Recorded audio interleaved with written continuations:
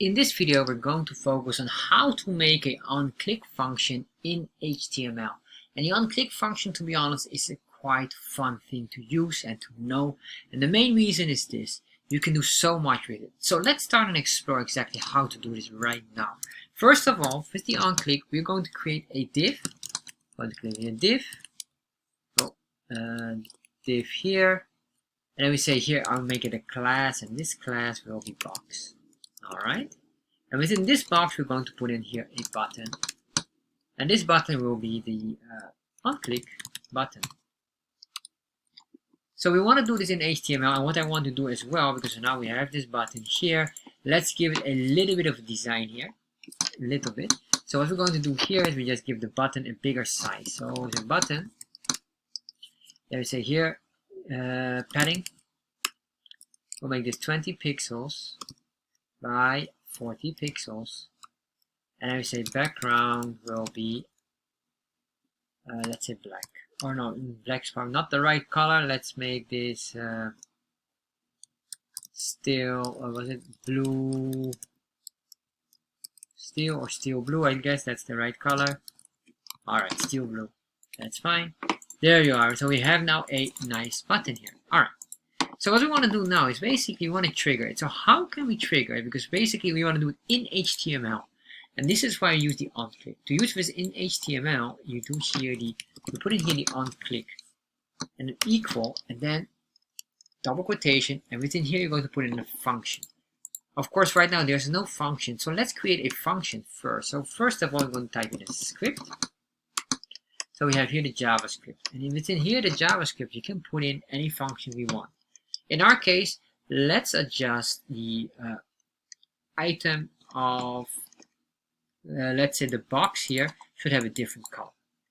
The moment we click on it, we have a changing of background color. So we say here function to create the function, and this function name will be change background.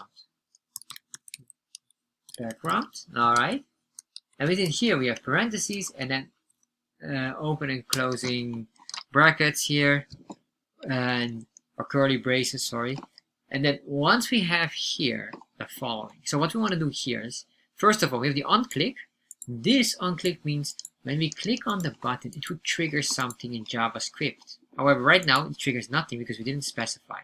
If we copy this part here, including the parentheses, not the curly braces, put it in here, we have now officially triggered the item in JavaScript. So what really happens here is the following: JavaScript understands, or HTML understands, there's a link with JavaScript that if we click on this HTML element, which is the button, it will trigger a function.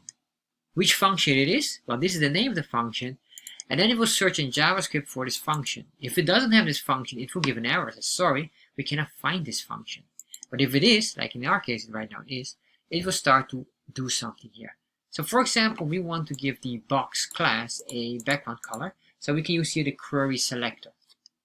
So what we're going to do now is, once we are triggering this function on the click, then here we say document, and in the document we'll say query selector, and this query selector basically means the following: go search for in the HTML document, or basically in the body here, for a value, or a search because it's a query, go search for that for a selector. So what is a selector? Selector are these elements here.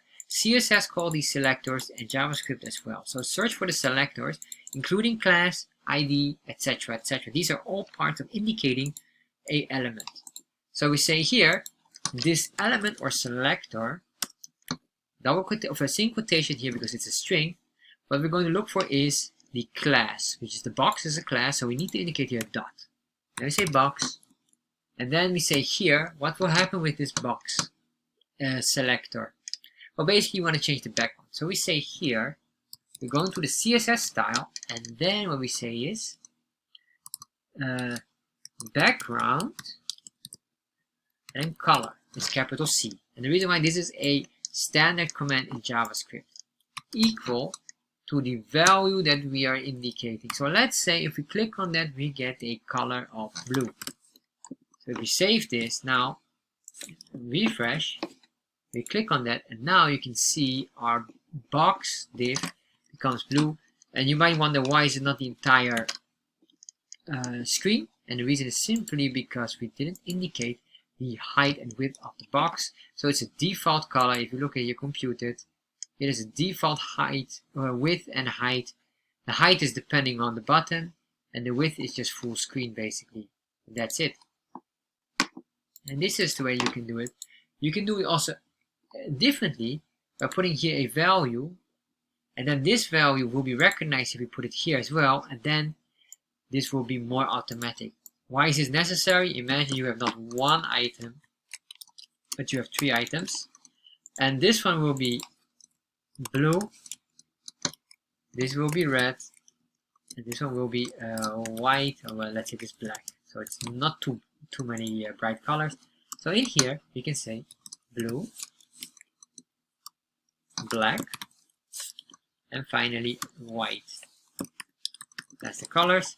So once we save that, you will see nothing happens yet because we didn't indicate yet. We need to still indicate here the parameter. So the parameter here would be color, or anything you can use. You could say here a text, whatever, but it's color for now because it's the most descriptive of our elements.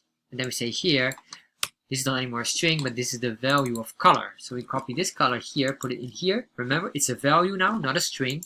So no quotations. Save this, refresh. We have now 3 buttons, and if we click this, it becomes blue. Then we click here, it becomes black, and then we click here, it becomes back to white, or the original state. Beautiful. And this is with this, in a very short on-click function, you can create a very interactive design here. Thank you for watching this video, and I hope you enjoy it. And if you enjoy this video, you probably will enjoy this one as well. And if you're interested in chart.js, check out in the description box the link directing to my chart.js course, where you can learn everything about chart.js. And finally, of course, make sure you subscribe to my channel.